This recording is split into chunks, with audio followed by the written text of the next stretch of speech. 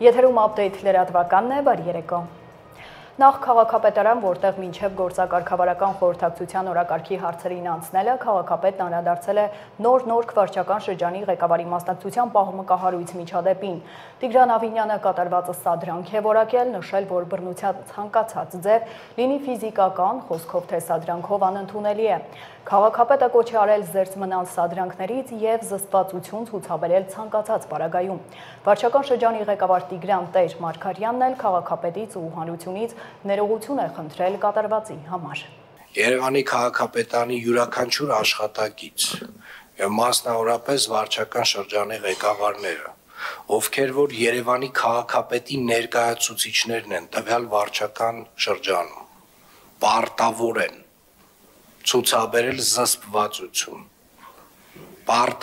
ցուցաբերել զսպվածություն, կյանքի բոլոր պարագաներում։ Սադրանքները միշտ կան, ամենուրեք են եւ միշտ կլինեն։ Անընդհատ որևէ մեկը որևէ մի թեմայով, որևէ մի սուտ կասի եւ այդ սուտը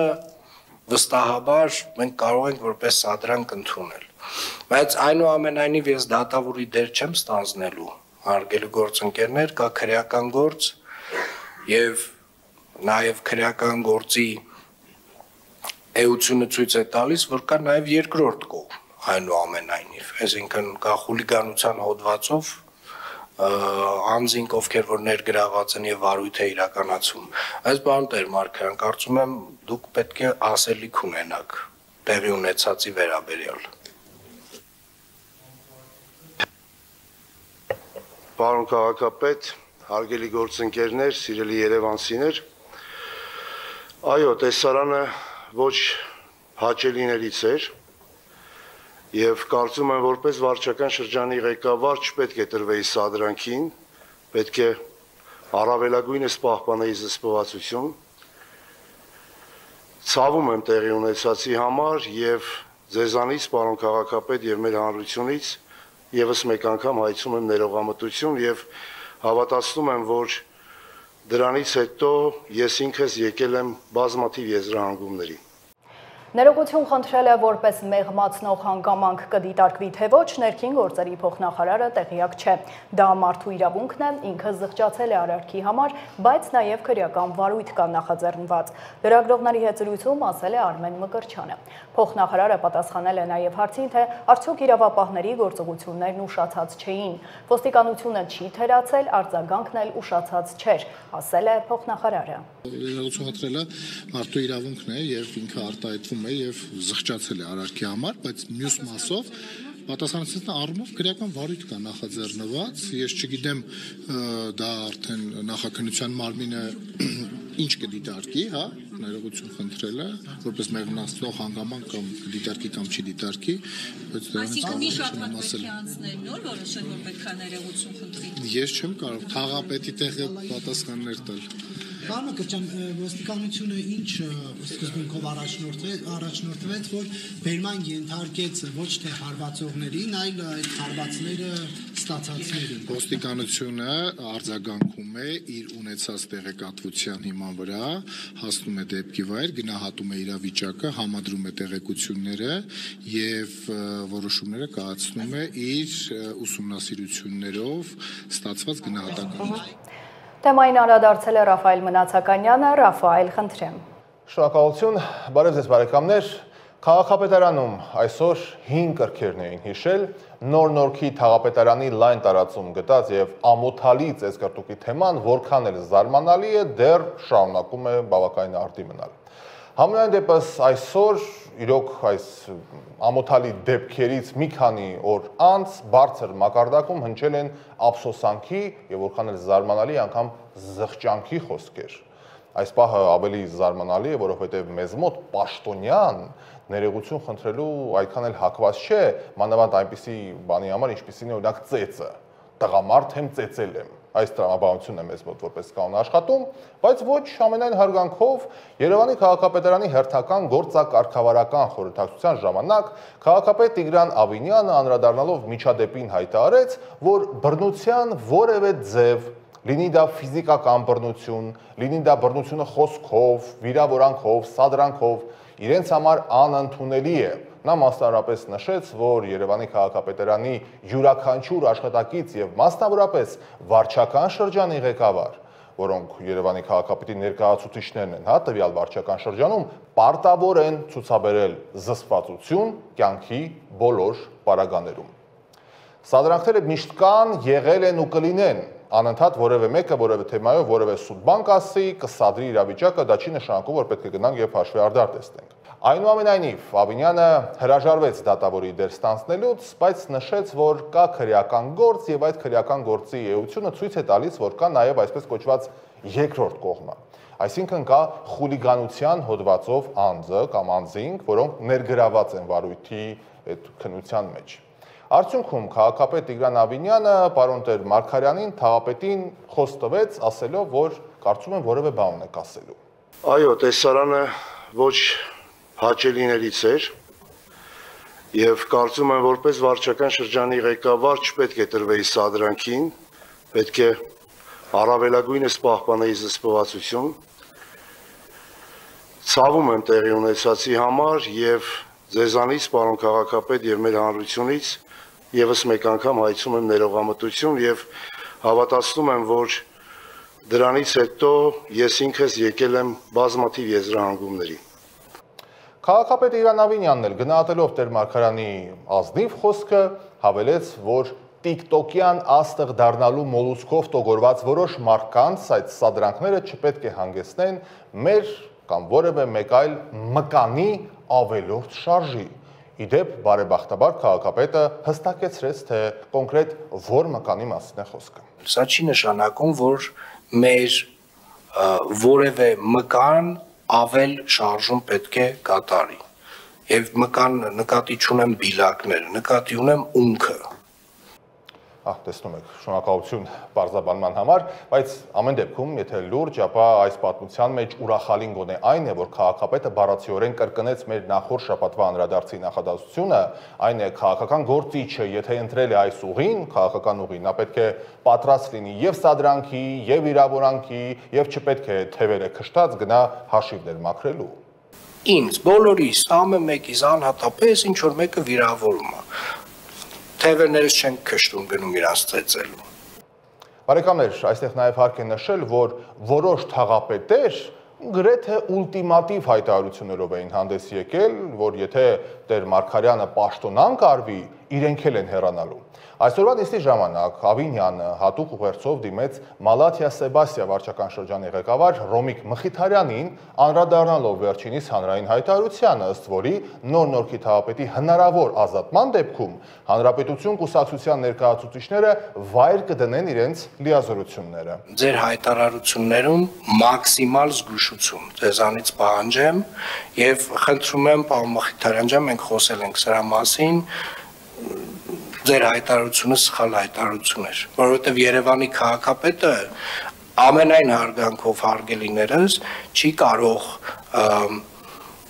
զուտ միայն կուսակցական տրամաբանությունից ելնի կամ գործընկերային կամ մեկին սիրում է կամ մեկին չի սիրում։ Ես կրկին հիշեցնում եմ, որ միջադեպի առիթով երկու քրեական գործ է հարուցվել, մեկը խուլիգանության հոդվածով Չախոյանի եւ Մանուկյանի նկատմամբ, մյուսը ֆիզիկական ներգործության հոդվածով տեղի ունեցած ծեծի մասով։ Տեսեք, բարեկամներ, մի կողմից արդեն ունենք պաշտոնական ներողության խոսք, խոստովանանք, զղջանք, հավատալ, չհավատալ, կեղծեր, ազնիվ, շինցուեր, դա իհարկե ձեր որոշելիքն է, բայց այս պատմության մյուս կողմից այս ներգրավվածության մարդկանց մյուս կողմից, բացի մեղադրանքներից, դեռ ուրիշ բան կարծես չի հնչել։ Ավելին, իրենց սպասարկող լրատվական խմբակները դեռ որևէ զղջման խոսք չեն հրապարակել։ Կրկնում եմ, զղջանքի մասն է խոսքը, ոչ թե մեղավորության։ Լավ կլինի մանրամասնային, թե ինչու էին օրինակ քաղաքական գործիչների լուսանկարները տպել եւ հրապարակավ մածուն էին լցնում նրանց դեմքներին, ուղեկցելով որոշակի արտահայտություններով։ Կարծում եմ ձեզ եւս հարգելի հեռուստադիտող հետաքրքիր կլիներ տեղեկանալ այդ այսպես կոչված ֆլեշ մոբի գաղափարախոսությանը եւ ինչու ոչ թաքնված մեսեջներին ու ուղերձներին։ Ընդհանրապես այս սադրող ու արդյունքում ծեծվող բլոգերները ինձ մի հայտնի առակ են հիշեցնում ռուս դասականներից՝ Կրիլովի Փիղն ու Մոսկա առակը։ Կարծում եմ ծանոթ եք։ Մի փոքրիկ շունիկը ուշադրություն հրավիրելու համար սկսում էր հարձակվել հսկայական փղի վրա եւ այդպես իր ուժը երևակայելի էր ներկայացնում եւ իրեն լավ էր զգում։ Կարծում եմ լավ կլինի ծանոթանալ բովանդակությանը, իհարկե որպես ամփոփում մեծ հարց է, մեկ այլ հարց է, թե այս քաղաքական համեմատականի մեջ ով է փիղը, իսկ ով առաջարկում եմ մտածել այդ ուղղությամբ։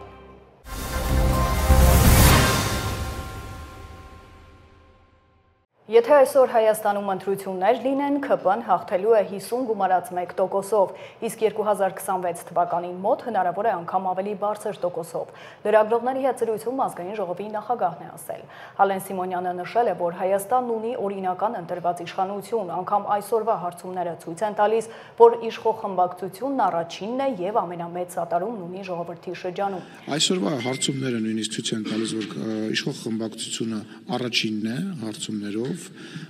եւ ամենամեծ սատարումն ունի Հայաստանի Հանրապետության ժողովրդի մոտ եւ չգիտեմ էլ ինչ պետք է լինի, այսինքն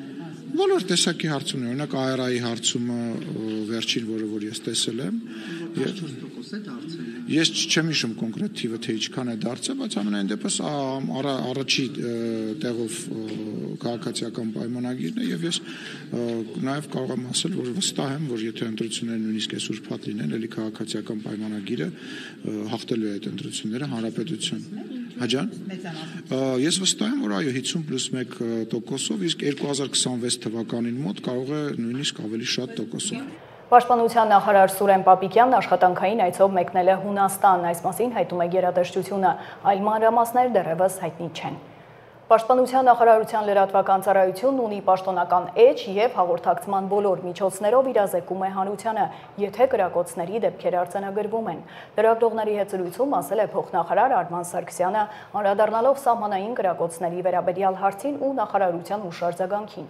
Մի փոքր օպերատիվության խնդիր եղել է վերջին շրջանում, վստահաբար եմ ասում, նման խնդիր այլևս չունենք, ասել է փոխնախարարը։ Պաշտպանության նախարարության լրատվական ծառայությունը ունի եւ պաշտոնական էջ եւ բոլոր հաղորդակցման միջոցներով ինքը եթե նման դեպքեր արձանագրվում են անպայման իրազեկում է եթե պահպանված լիներ ապա կլիներ հաղորդագրություն եթե չկա հաղորդագրություն նշանակում է որ նման բան չկա եղել է դեպքեր երբ որ մի փոքր մենք էլ ենք միասին խոսել որ փոքր օպերատիվության խնդիր եղել որը վերջին ժամանակաշրջանում վստահաբար ասում եմ, որ նման խնդիր այլևս չունենք։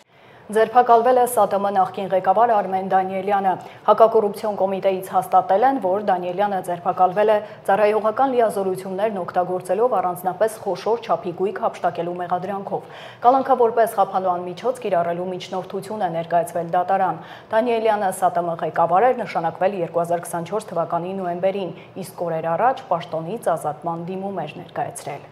Պետությանը պատճառված վնասից վերականգնվել է 1 միլիարդ 600 միլիոն դրամ։ Քննչական կոմիտեն քննում է մի շարք գազալցականների սեփականատերեր ՎԿ-ի եւ ՆԳ-ի եւ մի խումբ անձանց կողմից հարկեր չվճարելու դեպքի արդիվ նախաձեռնված քրեական վարույթները։ Կոմիտեից հայտնում են, որ քրեական վարույթներով 19 անձի նկատմամբ հարուցվել է հանրային քրեական հետապնդում։ 6 անձի նկատմամբ որպես խափանման միջոց կիրառվել է բացակայելու արգելքը, 3-ի նկատմամբ բացակայելու արգելքն ու գրավը, 10-ի նկատմամբ որպես խափանման միջոց ընտրվել է կալանքը։ Հայտարարվել է հետախուզում, նախաքննությունը շարունակվում է։ Նախորդ տարվա հունվար-ապրիլի համեմատ այս տարվա հունվար-ապրիլին պետբյուջեի հարկային եկամուտներն ավելին են 14.5%-ով կամ 120 միլիարդ դրամով։ Գրել է վարչապետ Նիկոլ Փաշինյանը Facebook-ում եւ շնորհակալություն հայտնել աշխատող, արդյունք ստեղծող, օրենքով սահմանված հարկային պարտավորությունները կատարող քաղաքացիներին եւ այն պետական ծառայողներին, որոնց աշխատանքը նպաստում է պետական բյուջեի հարկային եկամուտների աճին։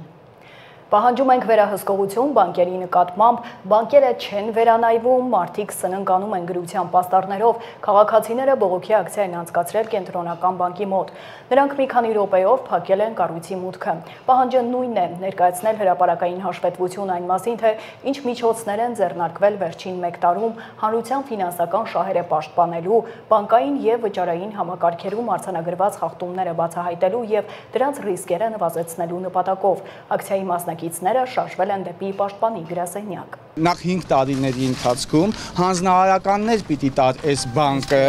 կենտրոնական բանկը այս բանկերին բացառելու համար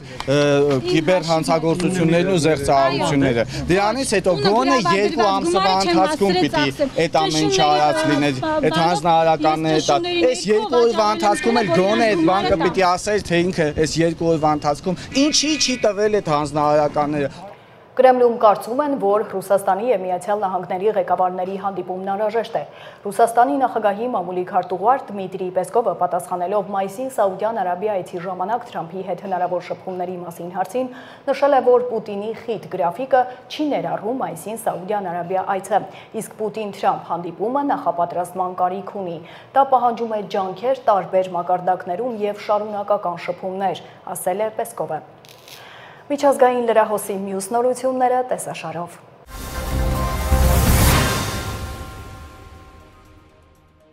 Հնդկաստանի վարչապետ Նարենդրա Մոդին Ռուսաստանի նախագահ Վլադիմիր Պուտինի հետ ունեցած հեռախոսազրույցում քննարկել է ապրիլի 22-ին Հնդկաստանի Ջամու եւ Քաշմիրի նահանգի Պահալգամ քաղաքում տեղի ունեցած ահաբեկչական հարձակումը։ Այս մասին X սոցիալական հարթակում գրառում է կատարել Հնդկաստանի արտաքին գործերի նախարարության պաշտոնական ներկայացուցիչ Ռանդհիր Ջայսվալը։ Պաշտոնյայի խոսքով Ռուսաստանի առաջնորդը խորին ցավակցություն է հայտնել անմեղ կյանքերի կորստի կապակցությամբ եւ լիակատար աջակցություն նել Հնդկաստանին ահաբեկչության դեմ պայքարում։ Պուտինը ընդգծել է, որ նողկալի հարձակման մեղավորները եւ նրանց աջակցողները պետք է պատասխանատվության ենթարկվեն։ Հեռախոսազրույցի ընթացքում երկու առաջնորդները հաստատել են Ռուսաստանի եւ Հնդկաստանի միջև գործընկերային հարաբերությունների հետագա ամրապնդման իրենց հանձնառությունը։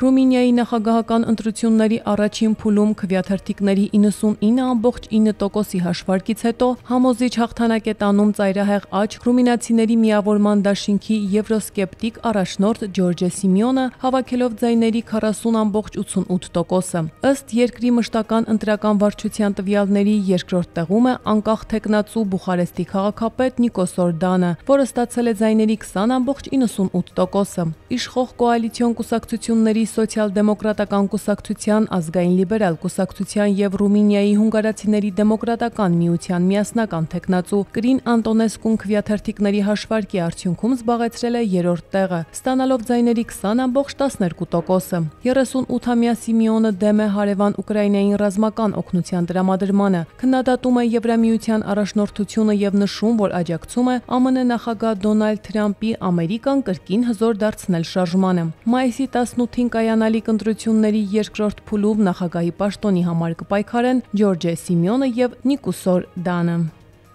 Իտալիայի վարչապետ Ջորջա Մելոնին, ով արդեն 2.5 տարի զբաղեցնում է այդ պաշտոնը, հայտարարել է, որ վճռական է իր երկրի ազգային շահերն առաջ մղելու հարցում։ Բացառիկ հարցազրույցում Մելոնին խոսել է ԱՄՆ նախագահ Դոնալդ Թրամփի վարած քաղաքականության, Բրյուսելի հետ փոխադարձ հարգանքի վրա հիմնված հարաբերությունների, առևտրի եւ միգրացիայի մասին։ Մելոնին անդրադարձել է Թրամփի նախագահության առաջին 100 օրվա ընթացքում ԱՄՆ որդեգրած քաղաքականությանը, նշելով, որ գուցե դա ցնցել է շատերին, բայց իրեն չի զարմացրել։ Իտալիայի վարչապետը նշել է, որ իր կառավարությունը եւս փորձում է սեփական ուղին գծել։ Վերջին շաբաթներին Մելոնին լավ հարաբերություններ է հաստատել Թրամփի հետ, այցելել է Վաշինգտոն, քննարկելու ԱՄՆ-ի կողմից սահմանված մաքսատուրքերը։ Վարչապետի խոսքով այդ հանդիպումը հիմք է դրել ավելի առարկայական երկխոսության համար։ Իրանը նոր բալիստիկ հրթիռ է արձակել Ղասեմ Բասիր, որի հեռահարությունը 1200 կիլոմետր է։ Այս մասին հայտարարել է Իրանի պաշտպանության նախարար գեներալ Ազիզ Նասիրզադեն։ Իսլամական Հանրապետության պաշտպանության նախարարության ղեկավարը սպառնացել է հարվածել ԱՄՆ ռազմակայաններին եւ զինված ուժերին, եթե Վաշինգտոնը կամ Թել Ավիվը որոշեն հարձակվել Իրանի վրա։ Վերջապես մենք հաջողությամբ փորձարկեցինք նոր բալիստիկ հրթիռ։ Այս հրթիռը շատերի մեջ գտնում է հենց կոնկրետ թիրախը եւ խոցում այն առանց նույնիսկ 1 մետր շեղման եւ առանց GPS նավիգացիոն համակարգի օգտագործման, ասել է Իրանի պաշտպանության նախարարը։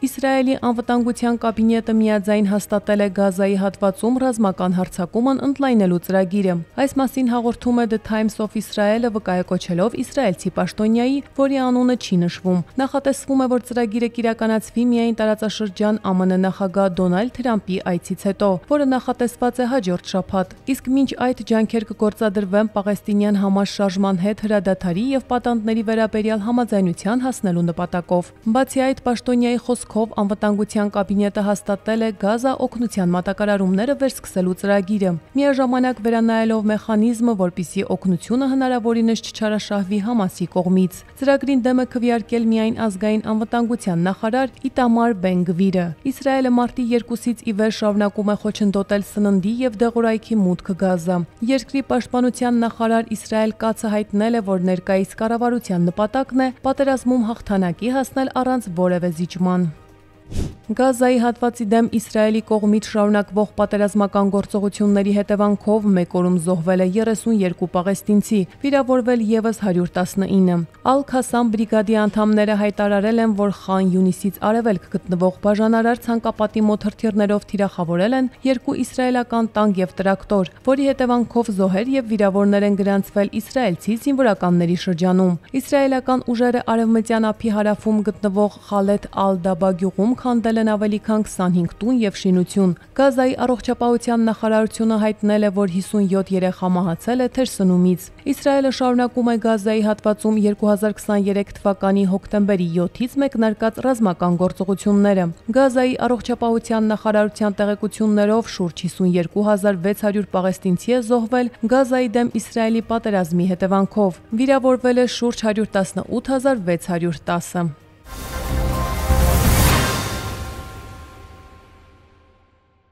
Այլ թեմաների մասին բացվել է 44-օրյա պատերազմում անմահացած հերոս Արմեն Գալեյանի հուշակոթողը։ Հերոսը ծնվել էր 1985 թվականի ապրիլի 24-ին Թալինի ներքին Սասնաշեն բնակավայրում։ Զինվորական կոչումը ենթասպա է։ Ընկել է թեժ մարտերի ժամանակ հոկտեմբերի 12-ին։ Հետմահու արժանացել է Հայաստանի Հանրապետության մարտական ծառայություն մեդալի։ Աջափնյակում կոթողի բացման արարողությանը ներկա են եղել ենթասպայի հարազատները, բարեկամներն ու մարտական ընկերները։ Հուշակոթողը բացել են Գալեյանի մանկահասակ երեխաները։ Բարի հայրենասեր, հայրենիքի նվիրյալ, այսպես են հիշում հարազատները Գալեյանի։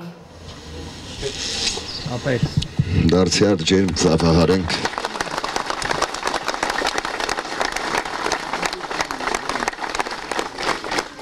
Արմենը բարության եւ սիրո մարմնացում էր, հավատարիմ ամուսին, նվիրված հայր, ազգայինը սիրող, հայրենիքը սիրող, սիրում էր կարդալ, Պարուսևագին էր շատ սիրում, երեխաներին անսահման սիրում էր, նվիրված էր, մեծերի հետ մեծ, փոքրերի հետ փոքր, բառեր չեմ գտնում նկարագրելու համար իրեն։ Զանգում էր, ասում էր, որ հետ ամեն ինչ կարգին է, չմտածենք, ամեն ինչ լավ է, հեռու է իրենից այդ ամենը։ Երազանքներ շատ ուներ, բայց սփոփենք նրանով, որ թեուտիկունք լինենք իրան Կարենից հետ միասին, իր զավակներին, կոնե ինչ-որ բանով օգտակար լինենք։ Փառք ունեմ շատ շնորհքով հարց,